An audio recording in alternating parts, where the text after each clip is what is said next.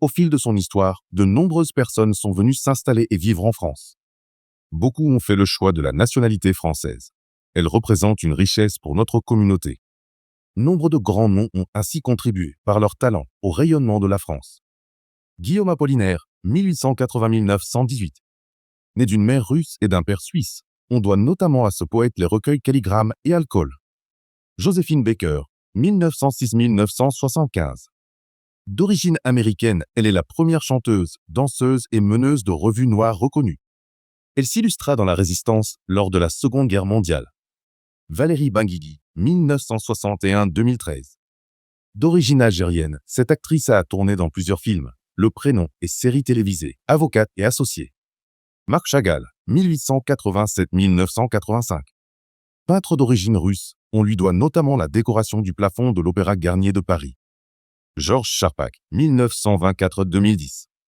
Ce physicien d'origine polonaise, pionnier de l'imagerie biomédicale et de la détection des particules, reçoit le prix Nobel de physique en 1992. André Chédid, 1920-2011. Née en Égypte, au Caire, d'une mère syrienne et d'un père libanais, c'est une femme de lettres et poétesse française. Marie Curie, 1867-1934. Physicienne née en Pologne, on lui doit la découverte de la radioactivité au début du XXe siècle. Elle est inhumée au Panthéon. Dalida, 1933-1987. Chanteuse d'origine égyptienne, ses succès populaires sont très nombreux. Bambino, il venait d'avoir 18 ans. Laissez-moi danser.